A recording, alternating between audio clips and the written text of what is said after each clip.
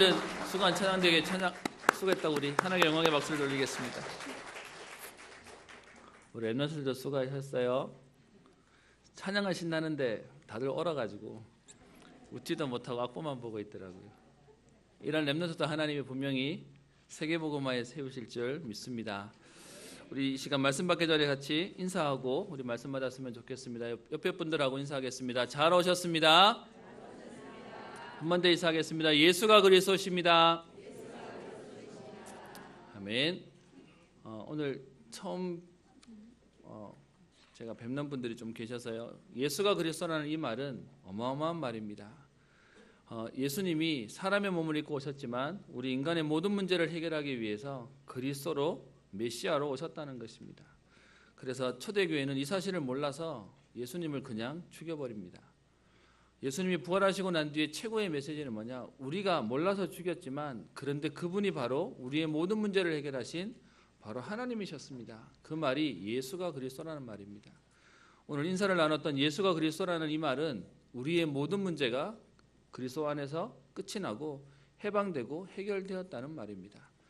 오늘 예배를 통해 하나님 주시는 참된 해방의 축복이 응답이 여러분들이 있게 되기를 주의 이름으로 축원합니다. 오늘 말씀의 제목이 바다 가운데서 마른 땅으로 행하리라 라고 하는 제목입니다. 제목이 조금 긴 편인데요. 출애굽기 14장에 나오는 이스라엘 백성들이 홍해 앞에 홍해를 만났던 그 상황 가운데 하나님이 그 홍해를 건너게 하시면서 주신 언약과 말씀입니다. 오늘 여러분들 가운데 인생의 바다와 문제를 만났다고 하는 여러분들에게 도저히 헤어나올 수 없고 건널 수 없다고 하는 그 땅이 마른 땅이 되어 육지가 되어 건너게 되어지는 하나님의 응답을 체험하고 그 비밀을 누리는 날 되기를 소원합니다.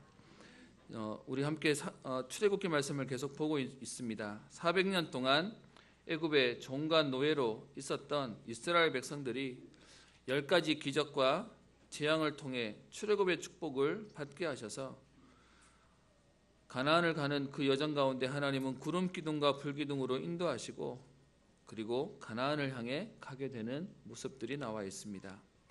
그런데 그렇게 가나안을 가야 되는 이스라엘 백성들이요, 도저히 건널 수 없고 갈 수 없다고 하는 홍해 앞으로 가게 되어집니다. 뒤에는 애굽 군대가 추격하고 앞에는 홍해가 가로막고 있고 좌우편은 도망갈 수 없는 광야가 막다른 골목으로 지금 버티고 있는 것입니다.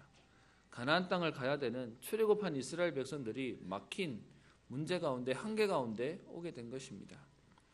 그래서 이스라엘 백성들이 불평과 원망을 하나님과 모세에게 할 수밖에 없게 되어 우리의 매장지가 없어서 여기서 우리를 죽게 하느냐라고 불평하는 내용들을 지난 주간 우리 11절 12절 내용 가운데서 보게 되었습니다. 이 가운데 모세는 이스라엘 백성에게 얘기합니다. 막힌 것처럼 보이고 문제처럼 보이고 안 되는 것처럼 보이는데 두려워하지 말고 가만히 서서 여호와께서 오늘 너희를 위하여 행하시는 구원을 보라라고 얘기합니다.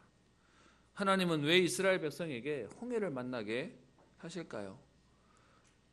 모세를 통하여 하나님은 10가지 기적을 통하여 이스라엘 백성들을 출애굽에 하셔놓고서는 그런데 그들에게 막다른 길처럼 보이는 상황 가운데 문제 가운데 하나님은 두게 하신 것입니다. 그러면요, 하나님은 우리가 인간이 보기에는 막다른 길이고 안 되는 것처럼 보이는 거지만 거기에 하나님의 계획이 있는 것입니다.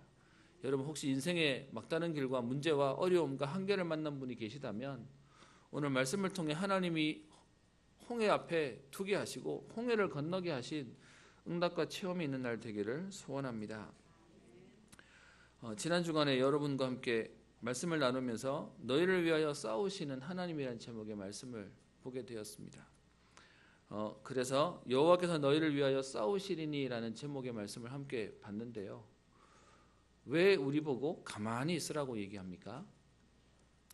사실은 우리 출애굽기 14장에 있는 말씀 가운데 우리가 잘 아는 말씀은 반복되어지는 말씀은 너희는 가만히 있을지니라 너희는 가만히 서서라고 얘기합니다.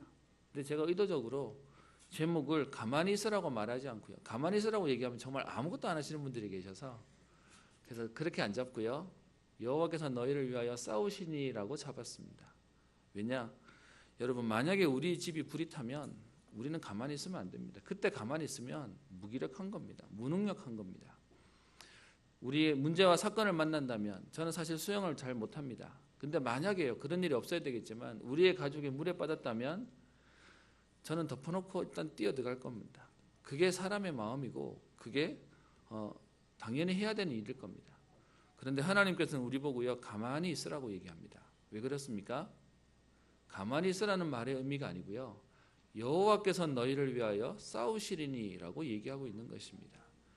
여러분, 우리 집에 불이 났는데 소방차가 오기 전까지는 우리는 불 끄든지 뭐라도 가지고 나와야 되는데요, 소방관이 왔다면 우리가 막 설치면 세상 말로 말하면 걸리적거리는 겁니다. 소방관이 왔다면 우리는 뒤에서 기다리고 있으면 되는 겁니다. 마찬가지로 우리가 문제를 만난 것처럼 보이는 그때 하나님은요, 우리에게 가만히 있으라고 얘기하지만 실제로는 하나님이 일하시겠다, 여호와께서 너희를 위하여 싸우시겠다라고 얘기한 것입니다. 그래서 오늘 여러분과 보는 14장 15절부터 마지막 절에 있는 내용은 여호와께서 어떻게 이스라엘을 위하여 싸우셨는지에 대한 내용이 기록되어져 있습니다. 오늘 말씀 속에 이렇게 얘기합니다. 15절 보시면 여호와께서 모세에게 이르시되라고 얘기합니다. 불신앙하고 불평하는 이스라엘 백성에게 모세는 너희는 가만히 서서 오늘날 여호와께서 너희를 위하여 행하시는 구원을 보라라고 말해놓고 난 이후에 여호와께서 모세에게 말씀하시는 겁니다. 그런데요, 우리가 생각하는 것하고 조금 다른 얘기를 말씀하십니다. 어떻게 얘기하십니까? 이스라엘 자손에게 명령하여 앞으로 나아가게 하고라고 얘기합니다. 여러분, 문제를 만났고 한계를 만났는데 사실은 한 발짝도 뛸 수 없는 상황 속에 이미 마음은 다 무너져 버렸는데요, 그런데 하나님은 그 이스라엘 백성에게 요구하시는 게 앞으로 나가라는 겁니다. 뻔히 안 되는 길인 줄 알고, 죽을 길인 줄 알고, 할 수 없는 길인 줄 아는데 하나님은 어떻게 얘기하십니까? 나아가라라고 얘기합니다. 여기서 나아가라라고 하는 말의 원어의 의미를 살펴보면 장막 말뚝을 뽑아 챙긴 후에 곧장 전진하라는 의미가 들어가 있습니다. 즉, 장막에 머물러 있으면서 될 대로 되라는 식으로 기다리지 말고, 위험이 보이고 문제가 보이고 한계가 보이지만 하나님 명령에 순종하여 홍해 쪽으로 걸음을 옮기라라는 말의 의미가 있습니다. 여러분, 많은 분들이 신앙생활을 오해하십니다. 가만히 있다고 생각하니까 그냥 멍하게 있으면 되는 건 줄 아는 겁니다. 그게 아니고요, 여러분, 우리가 기도하는 시간은 어떤 시간입니까? 하나님이 일하시는 시간입니다. 우리가 뭘 할 수 없기 때문에 기도하는 게 아니고요, 하나님이 지금 역사하시도록 그 하나님의 역사를 인정하는 우리는 그 앞에 기다리고 있는 것입니다. 그래서 하나님의 명령이 첫 번째, 앞으로 나아가게 하고라고 얘기하고 있습니다. 두 번째는요, 16절에 지팡이를 들고라고 얘기합니다. 모세에게 있어서 지팡이는 나이든 노인으로서의 모습을 표현하는 지팡이입니다. 다른 말로 자신의 나약함과 모자람에 대한 상징이 지팡이입니다. 그런데 출애굽기 4장 20절에 하나님의 천명을 붙잡고 난 이후에 그 모세에게는 그 지팡이가 인간의 가장 모자람과 약함을 설명하는 지팡이였지만 하나님의 임재와 능력을 상징하는 하나님의 지팡이가 되어집니다. 그래서 출애굽기 4장 20절에 보면 모세가 애굽을 향해서 갈 때 그의 손에 하나님의 지팡이를 들고 갔다라고 표현하고 있습니다.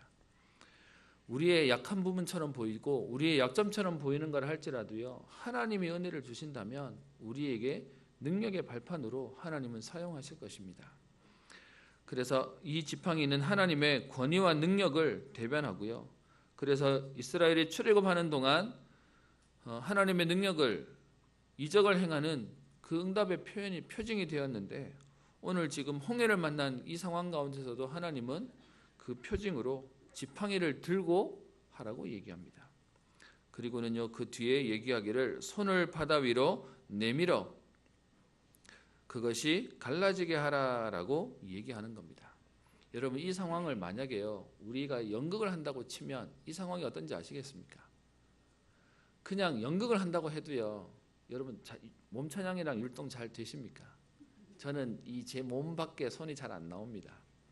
그게 아마 우리 많은 분들이 그렇게 되실 겁니다. 그런데 이 상황 속에요, 그냥 기도하고 하나님이 갈라주시고 가라고 하면 되는데 지금 모세에게 뭘 하게 합니까? 백성에게 명령하고 지팡이를 들고, 그리고 어떻게 해요? 손을 내밀라라고 얘기하는 겁니다. 하나님께서 하나님의 능력을 나타내시겠다고 하는 강력한 의지를 표명하신 것입니다. 그러면서요, 하나님이 이 명령을 하시면서 이렇게 하라고 하는 이유를 얘기하시죠. 그 뒤에 나와 있는 그것이 갈라지게 하라. 이스라엘 자손이 바다 가운데서 마른 땅으로 행하게 될 것이다 라고 얘기합니다. 우리가 흔히 우리 교회를 다니시는 분들이 갖고 있는 오해가 있습니다. 그게 뭐냐 하면 요단강은 밟을 때 갈라졌고 홍해는 하나님이 갈라놓고 건너게 하셨다라고 되어 있습니다. 근데 오늘 말씀을 보시면 하나님이 홍해를 가르시기 전에 먼저 하게 한 행동이 뭡니까? 이스라엘 백성에게 믿음의 명령을 따라 순종하고 행하게 하십니다. 그래서 홍해를 갈라놓고 가게 하셨다고 하지만 오늘 보시면 손을 바다 위로 내밀라라고 얘기합니다. 여러분, 우리에게 왜 이스라엘 백성들은 홍해를 체험했는데 우리에게는 홍해와 같은 응답이 없는지 아십니까? 홍해 앞에 안 가는 겁니다. 홍해 앞에 가면 죽을 것 같으니까 우리가 눈치가 빠르고 배운 게 많으면 홍해 앞에 가야 되는 상황으로 가면 알아서 도망가 버리고요, 알아서 피해 버리는 겁니다. 그 상황 가운데 우리 스스로 포기하고요, 하나님 여기는 안 되니까 죄송합니다, 다른 길을 달라라고 얘기하면서 주저앉아 있는 겁니다. 근데 그런 이스라엘 백성에게 오늘 하나님께서는 앞으로 나아가라, 그리고 손을 내밀어라 라고 얘기하고 계십니다. 여러분, 하나님의 역사는 그냥 일어나지 않습니다. 하나님의 역사는 받을 만한 사람이 있고 믿음 가진 사람을 통하여 하나님은 역사하시는 것입니다. 우리가 믿음으로 결단하고 굳게 서면 분명히 하나님께서는 일하시고 역사하실 것입니다. 지금 홍해 앞에 선 이스라엘 백성에게 하나님의 명령은 뭐냐? 그 앞에 나아가라라고 얘기하고 있습니다. 그리고 그 앞에 손을 내밀어라라고 얘기하고 있습니다. 바다와 육지와 천지를 창조하신 하나님께서 그것들을 운행하시고 그 질서들을 주관하시는데 필요에 따라서 하나님은 변화도 하게 하시는 것입니다. 질서도 깨시는 겁니다. 이것을 가지고 우리는 이적이라고 부르는데요, 오늘 이스라엘 백성들에게 하나님은 그 체험을 하게 하시는 것입니다. 그리고 하나님은 우리에게 명령하시고는 하나님은 뒤에서 뒷짐만 지고 계시는 것이 아니라 하나님의 사자를 통하여 일하고 계심을 오늘 말씀을 통해 보게 됩니다. 뒤에 19절에 보시면 이렇게 얘기하고 있는데요, 이스라엘 백성들에게 지금 앞으로 나아가게 하고 바다 가운데서 마른 땅으로 가도록 홍해를 갈라라라고 하던 그 하나님께서 오늘 19절에 얘기하기를 이스라엘 진 앞에 가던 하나님의 사자가 그들의 뒤로 옮겨가매라고 얘기하고 있습니다. 하나님은 이스라엘 백성에게 하나님의 명령에 순종할 것을 요구하시지만 그 순종 때문에 역사가 일어나는 게 아니고요, 하나님이 일하시기 때문에 하나님의 역사는 일어나는 것입니다. 그래서 17절에 또 얘기하기를 내가 애굽 사람들의 마음을 완악하게 할 것이고 그들이 그 뒤를 따라 들어가게 될 것으로 하나님은 하시겠다. 그러면서 따라오는 이스라엘 백성과 그리고 애굽 진 사이에 오늘 하나님의 사자가 앞에서 행하시던 그 하나님의 사자가 뒤로 옮겨서 하나님의 일을 하심을 얘기하고 있습니다. 오늘 내용을 잠깐 보시면요, 20절에 얘기합니다. 애굽 진과 이스라엘 진 사이에 이르러 서니라고 되어 있습니다. 이스라엘 백성의 무리 뒤에 서 있으니까요, 그 사이에서 하나님께서 일하시는데, 죄송합니다,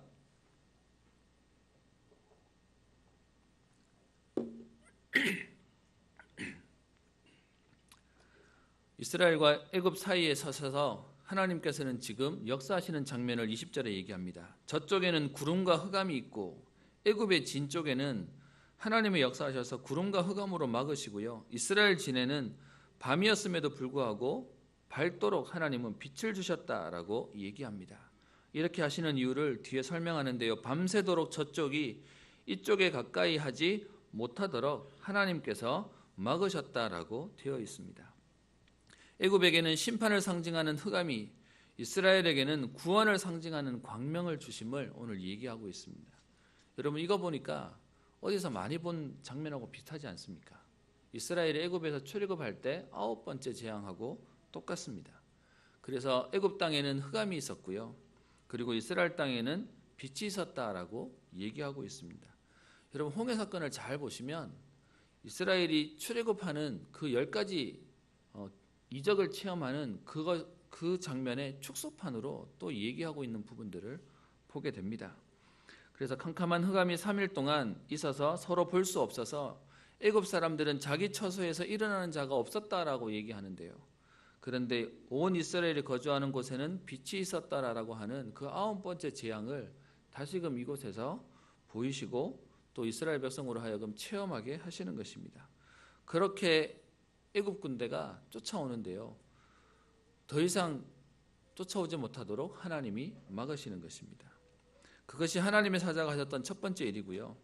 그리고 두 번째는 오늘 21절에 보면 이렇게 얘기합니다. 모세가 바다 위로 손을 내밀매 여호와께서 큰 동풍을 밤새도록 바닷물을 물러가게 하시니라고 얘기하고 있습니다. 믿음과 순종으로 행한 모세의 행동으로 인하여 하나님의 말씀이 성취되어지고 있는 장면인데요. 그래서 모세가 어떻게 해요? 손을 내밉니다. 여러분 우리가 생각에 그냥 기도만 하면 하나님 역사하게 해주셨으면 좋겠는데요. 그런데 오늘 손을 내밀라라고 얘기합니다. 많은 분들이 기도 제목을 내는데 주저하십니다. 왜냐? 기도 제목을 내놨는데요. 내일 제가 시험이 있습니다. 어디 회사에 취직을 합니다. 아니면 우리 자녀가 뭘 합니다. 라는 기도 제목을 잘 안 내세요. 왜 안 내냐? 거기에 대한 결과가 조심스럽거든요. 죄송합니다. 저만 그렇습니다. 또 제가 잘 얘기 안 합니다. 그런데요. 지금 하나님이 이스라엘 백성에게 홍해를 건너가야 되는데요. 손을 내밀어 지금 바닷물이 갈라지도록 하라라고 얘기하고 있습니다. 그래서 모세가 지금 손을 내밀어 지금 그 일들을 하는 내용이 나오는데요.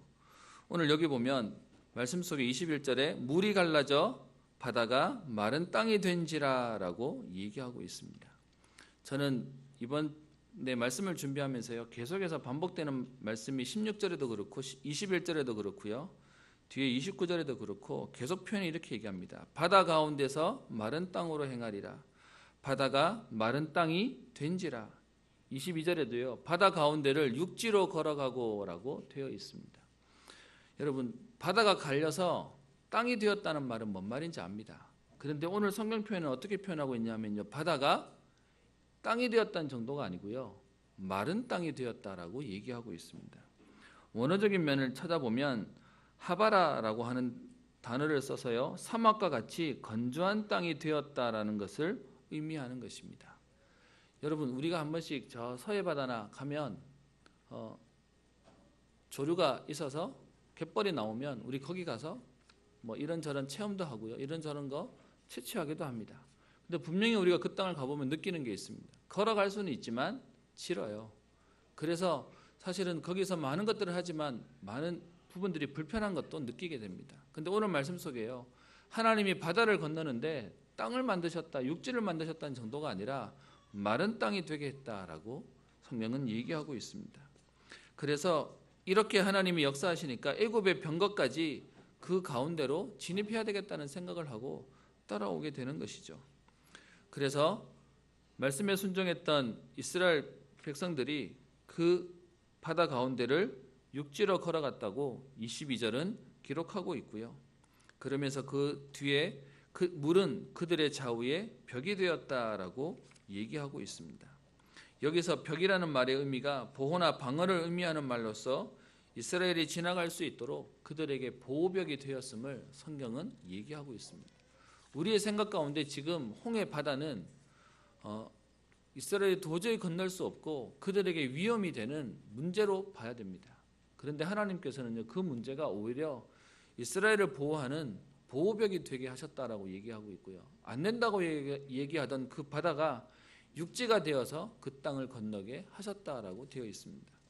뉴스를 보시는 분들은 아시겠지만 지금 미국은 500만 명이 대피하고 뭐 지금 허리케인이 온다고 난리가 났습니다.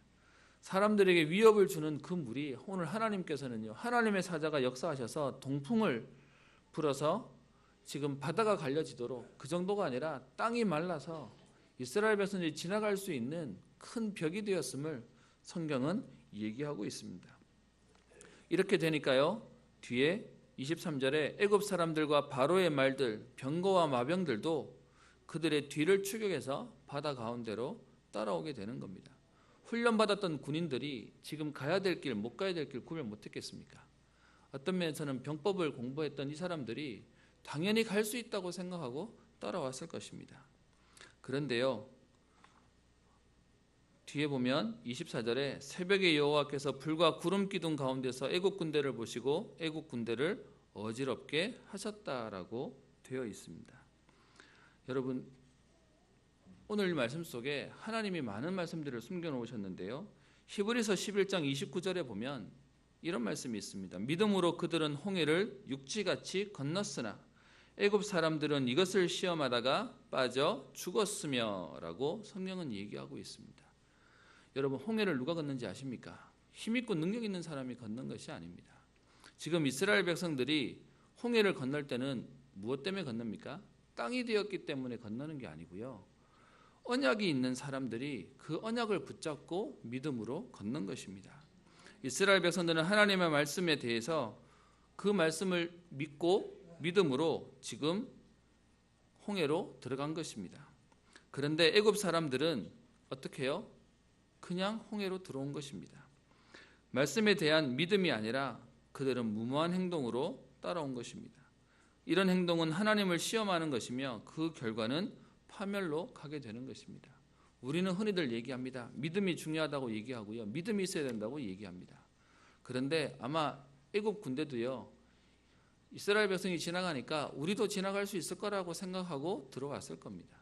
근데 여러분, 진짜 믿음의 중요한 것은요, 믿음보다 더 중요한 건 믿음의 전제가 더 중요한 것입니다. 믿음의 전제는 하나님의 약속이 있고 하나님의 언약이 있다는 것입니다. 그 언약을 믿으니까, 그 언약을 그 하나님 약속으로 붙잡고 믿으니까 응답이 있다는 것이지, 믿음이 있으니까 된다는 얘기를 말하는 것이 아닙니다. 그렇다면 우리는요, 믿음보다 더 분명해야 될 건 믿음의 근거가 되는 하나님 말씀을 제대로 알고 있어야 됩니다. 여러분, 많은 성도님들이 왜 신앙생활 하는데 응답이 없는지 아십니까? 믿는다고 기도도 하고 예배도 드리고 몸부림도 치고 심지어 산기도도 하고 새벽기도도 하고 헌신도 하고 봉사도 하는데 왜 안 되냐? 믿음에 대한 근거가 되는 말씀이 없기 때문에 그렇습니다. 그래서 오늘 저는 여러분들에게요, 믿음 강조하기 이전에 이스라엘 백성과 애굽의 차이는 하나밖에 없었습니다. 얼만큼 신앙생활을 잘했냐 못했냐의 문제가 아니라 이스라엘 백성들에게는 하나님의 언약이 있었습니다. 그래서 바다가 마른 땅이 되고 바다 가운데를 육지로 걸어가고 그 땅으로 행하도록 하나님은 하시겠다라고 약속을 하셨고요, 애굽 군대는 그 약속 없이 그들의 인간적인 힘과 능력을 가지고 뛰어들었던 것입니다. 그래서 여러분들에게 감히 얘기합니다. 우리는요, 응답이 없는 게 아니라 응답이 없을 수밖에 없는, 우리에게는 하나님 말씀이 없는 것입니다. 그래서 여러분, 우리에게 하나님 말씀이 분명히 언약으로 붙잡혀진다면 우리의 삶은 다를 것입니다. 그래서 저희 교회는 그 다른 어떤 것보다, 많은 다른 프로그램보다 하나님 말씀만 전해야 된다고 생각하고 이 일들을 심부름하고 있습니다. 너무 많은 신자들을 만나보면요, 어떻게 구원받았는지, 그리고 구원의 확신에 대한 부분도 없는 사람들이 너무 많습니다. 그래서요, 그런 분들이 신앙생활 10년하고 20년 했는데 응답이 없다고 주저하는 것들을 보게 됩니다. 하나님의 말씀이 우리에게 있다면 우리가 오늘 처음 믿었다 할지라도 하나님의 능력은 일어나게 될 것입니다.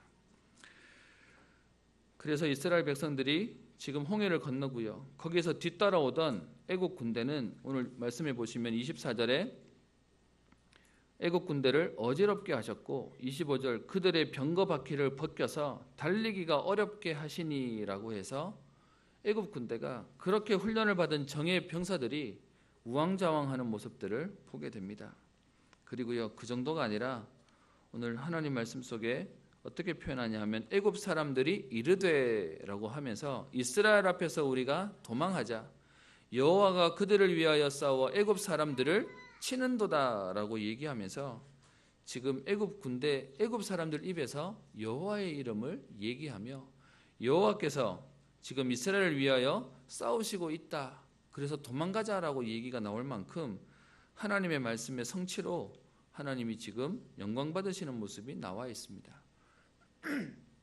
14장 4절과 14장 18절에 보면 애굽 사람들이 나를 여호와인 줄 알리라라고 하는 이 말씀의 성취로 오늘 24절 25절에 애굽 사람들이, 애굽의 병사들이 여호와가 그들을 위하여 싸우신다라고 얘기하면서 그들이 도망하는 모습이 나와 있습니다.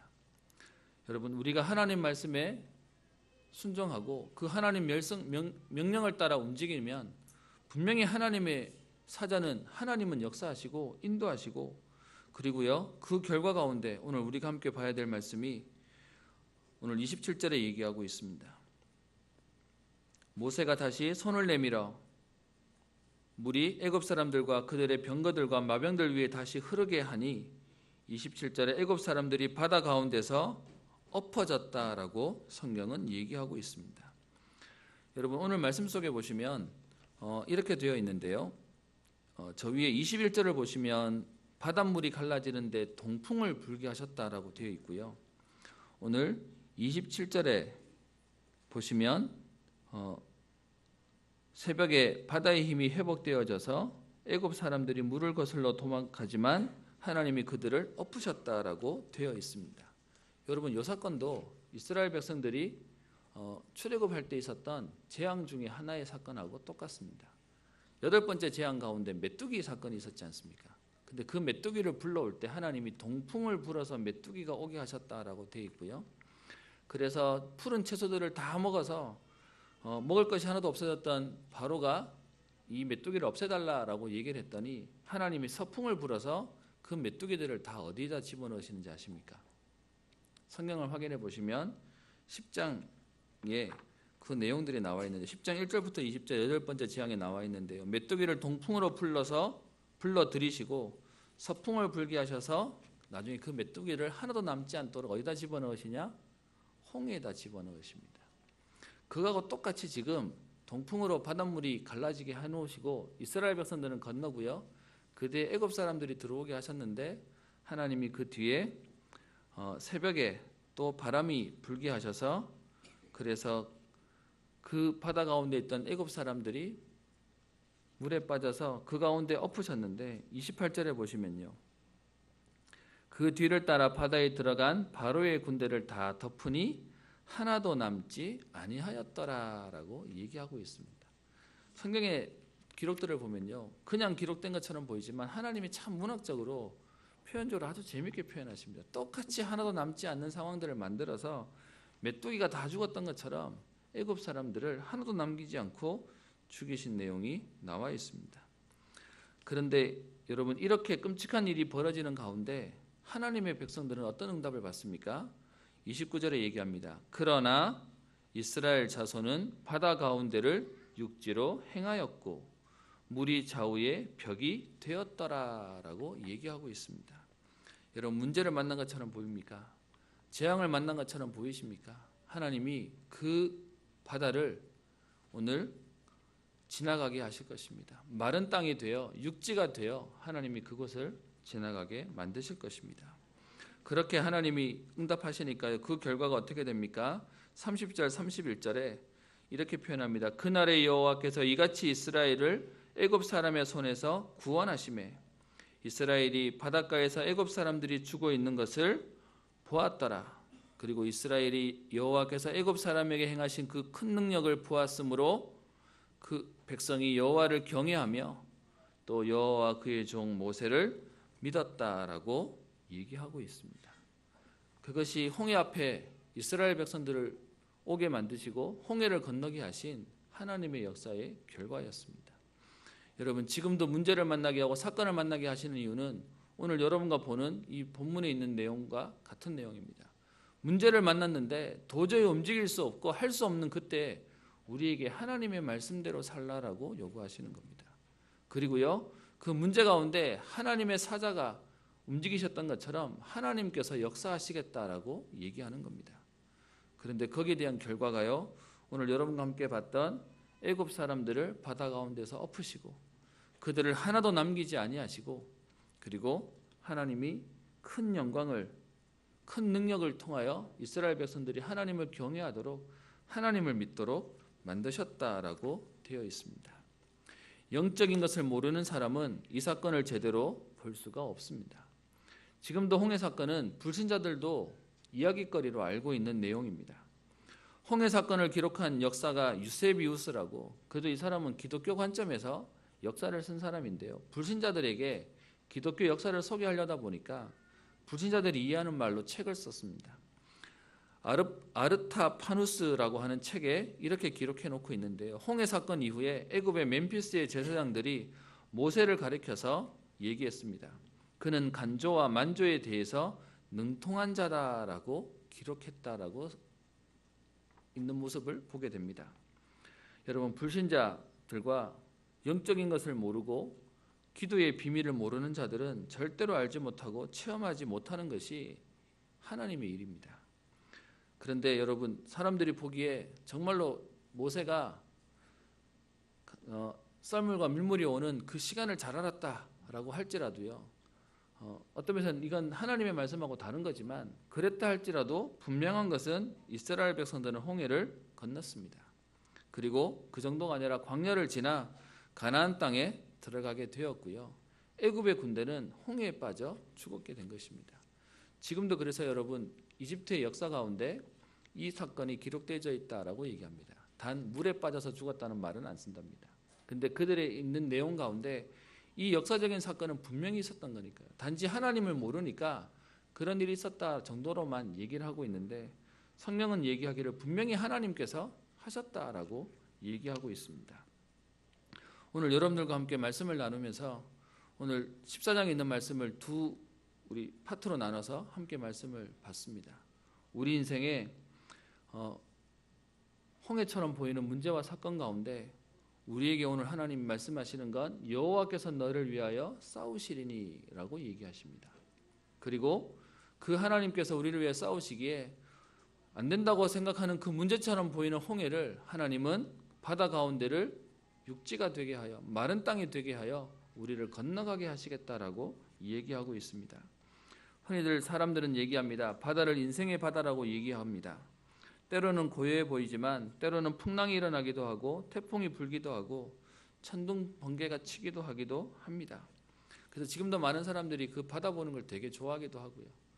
저도 한참 젊을 때는 바다 보는 게 그렇게 좋기도 하더라고요. 그런데 사실 한 번 경험하고 난 뒤에 다시는 안 갑니다. 겨울철에 겨울바다를 보러 한번 갔다가 너무 추워가지고요. 이게 내가 힘이 있을 때 바다를 보면 좋은데 내가 너무 힘이 없는데 바다를 쳐다보니까 돌아오는데 너무 비참함만 남아가지고 그때부터는 잘 안 가기도 합니다. 많은 사람들이 얘기합니다. 그 홍해를 건너기 위해서, 그 바다를 건너기 위해서 열심히 노를 저어 가라고 얘기하고요. 맞서 가라고 얘기하는 게 세상의 가르침입니다. 그런데 오늘 성경은요, 그렇게 말하지 않습니다. 어떻게 말합니까? 바다 가운데서 마른 땅으로 행하리라. 바다 가운데를 육지로 걸어가게 하시겠고 바다 가운데를 육지로 행하고 물이 좌우에 벽이 되도록 하나님은 하시겠다라고 얘기하고 있습니다. 그래서 오늘 말씀의 결론은 저와 여러분들의 신문과 권세가 무엇인지를 보는 것입니다. 우리는 열심히 맞서 싸우는 것이 아니고요. 하나님의 자녀를 하나님이 축복하시고 인도하시고 보호하시고 가게 하시는 것입니다. 히브리서 10장 39절에 이렇게 표현합니다. 우리는 뒤로 물러가 멸망할 자가 아니요 오직 영혼을 구원함에 이르는 믿음을 가진 자니라라고 얘기합니다. 히브리서 11장 38절에는요. 이 믿음 가진 사람을, 이런 사람은 세상이 감당치 못하느니라라고 얘기하고 있습니다. 저와 여러분들에게 홍해처럼 보이는 인생의 문제를 만날 때 하나님은요. 그 홍해를 가로지르도록 그 홍해를 건너도록 하나님은 하시는 것입니다. 누가 홍해를 건너게 합니까? 지난주에도 말씀을 드렸는데 여러분, 신앙생활 잘해야 된다고 많이들 얘기하시고 또 우리가 그러지 못하는 것 때문에 눌려있기도 합니다. 여러분, 이스라엘 백성이 홍해 앞에 왔을 때요, 그 가운데 이스라엘 백성들의 모습은 어땠습니까? 불평했습니다. 원망했습니다. 그러면 우리가 알고 있기에 불평하고 원망하는 사람은 응답 못 받잖아요. 근데 하나님이 이스라엘 백성들을요 홍해를 건너가게 하셨습니다. 그럼 불평해도 되냐? 그 말을 말하는 게 아니고요. 하나님의 자녀가 무엇이냐? 불평하고 원망하고 좀 불신앙해도요. 하나님의 언약 속에 있다면 홍해를 건너는 것입니다. 여러분 그래서 자꾸 우리 안 되는 것 때문에 걸리시는데요. 자꾸 우리의 형편 때문에 우리의 행위 때문에 눌리시는데요. 복음은 그렇게 말하지 않습니다. 지금 홍해를 누가 건너게 하십니까? 어린 양의 피 바른 자는 건너게 하신 것입니다. 성경은 여기에 대해서 분명히 얘기하고요. 이 응답에 대해서 성경은 계속해서 설명하고 있습니다. 어린 양의 피 바른 사람은 홍해를 건널 수 있었습니다. 그리고요. 홍해를 건넌 출애굽한 이스라엘 백성에게 구름 기둥과 불 기둥으로 인도하셨다고 성경은 얘기하고 있고요. 그리고 그 홍해를 건너게 하시는 일을 고린도전서 10장 1절 2절에 보면 하나님이 홍해를 건너게 하신 이유를 설명하고 있습니다. 이렇게 되어 있습니다. 형제들아 너희가 알지 못하기를 원하지 아니하노니 우리 조상들이 다 구름 아래에 있고 바다 가운데로 지나며 모세에게 속하여 다 구름과 바다에서 세례를 받고라고 되어 있습니다. 이스라엘 백성들이 홍해를 지나갔던 사건을 고린도전서를 기록한 바울이 뭐라고 표현하냐? 바로 이스라엘 백성들이 세례받은 것이다 라고 얘기하는 겁니다. 여러분 세례의 의미가 뭡니까? 우리의 옛사람은 죽고 새사람이 되었다는 말을 얘기하는 것입니다. 나는 죽었지만 그리스도와 함께 살아나는 것을 설명하는 것입니다. 그래서 이스라엘 백성들에게 홍해를 건너가게 하신 것입니다. 왜요? 영적인 세례의 축복들을 구원받아서 구별되었고 옛사람은 죽었고 하나님의 자녀의 새 신분을 우리에게 허락하셨다라고 하는 사건이 홍해를 건너게 하신 사건입니다. 그래서 다른 기록 속에 이사야 51장 10절에 보면 바다를 넓고 깊은 물을 말리시고 바다 깊은 곳에 길을 내어 구속받은 자들을 건너게 하시니가 어찌 주가 아니겠느냐라고 얘기합니다. 홍해는 누가 건넜습니까? 구원받은 하나님 자녀가 건너게 하신 것입니다. 그럼 우리 인생길을 가는 인생의 바다를 가야 되는 저와 여러분들에게 하나님은요 홍해 체험을 하게 하시는 이유가 뭐냐? 그 홍해를 건너게 하셨듯이 하나님 자녀를 하나님이 구별하시고 보호하시고 인도하시겠다라고 하는 내용입니다. 그래서 우리 오늘 제목이기도 한데요. 바다 가운데서 마른 땅으로 행하리가. 하나님이 우리의 인생의 걸음을 이렇게 인도하시겠다는 겁니다. 홍해처럼 보이는 문제와 사건 가운데 주저앉지만 않으면 포기하지만 않으면 낙심하지만 않으면 하나님은 하시겠다라고 얘기합니다. 하나님 자녀의 정체성 여러분 이거 무너지면 다 무너지는 겁니다. 하나님 자녀의 언약 이거 놓치면 다 무너지는 겁니다. 하나님 우리에게 하나만 요구하십니다. 열심히 해라가 아니고요. 네가 누군지를 알라라고 얘기합니다. 여러분 언약을 놓친 아담과 하와가 선악과를 따먹은 아담과 하와가 하나님을 낯을 피하려고 구석에 숨습니다. 그래서 무화과로 가리고 그리고 나무 밑에 숨었다고 하는 성경 기록이 있죠. 그때 하나님이 아담에게 뭐라고 얘기하십니까? 아담아 네가 어디 있느냐라고 묻고 있습니다. 하나님이 아담이 어디 있는지를 모르시겠습니까? 알고 계셨습니다. 그런데 지금 네가 어디 있느냐 그것은 위치를 말하는 게 아니고요. 영적인 상태를 얘기하고 있는 겁니다. 여러분 문제를 만난 저와 여러분들이 오늘 마른 땅으로 행하게 하시는 이 하나님 자녀의 언약만 분명히 붙잡고 있다면 하나님은 그 홍해를 건너게 하실 것입니다. 그리고 문제와 사건을 통하여 하나님 자녀의 신분과 권세가 무엇인지를 깨닫게 하실 것입니다. 여러분 이번 한 주간뿐만 아니라 여러분 평생의 걸음 가운데 하나님 자녀의 언약으로 바다를 가운데를 마른 땅으로 건너게 되어지고 행하게 되어지는 응답이 있게 되기를 주의 이름으로 축원합니다. 기도하겠습니다. 살아계신 하나님 아버지 오늘도 우리에게 예배드릴 수 있는 하나님 자녀의 신분과 권세를 허락하시며 홍해 앞에 선 이스라엘 백성들이 불신앙하고 불평하며 원망하지만 여호와께서 너희를 위하여 싸우시리니 너희는 가만히 있으라고 말씀하시며 여호와의 사자를 통하여 바다 가운데 마른 땅으로 행하게 하시는 하나님의 약속을 붙잡게 하시고 보게 하시니 감사를 드립니다. 하나님 우리를 어린 양의 피를 통하여 구원의 축복을 주시며 불기둥과 구름기둥으로 우리를 인도하실 것을 믿고 감사를 드리며 홍해를 건넜던 체험처럼 하나님 오늘도 문제 앞에 하나님이 구별된 응답과 비밀과 축복들을 누리는 인생 걸음 되게 하옵소서. 하나님 오늘도 예배 가운데 낙심한 자들이 있습니까? 문제 가운데 어려움을 당하는 자들이 있습니까? 우리의 믿음 이전에 하나님의 약속을 붙잡게 하여 주옵시며 하나님의 말씀이 우리에게 생명처럼 언약이 되어지게 하여 주사 이스라엘 백성들을 통하여 주셨던 하나님의 응답이 오늘 나의 응답이 되며 우리의 응답이 되어지는 축복들을 누리게 하여 주옵소서. 감사드리며 살아계신 우리 주 예수님 이름으로 기도합니다.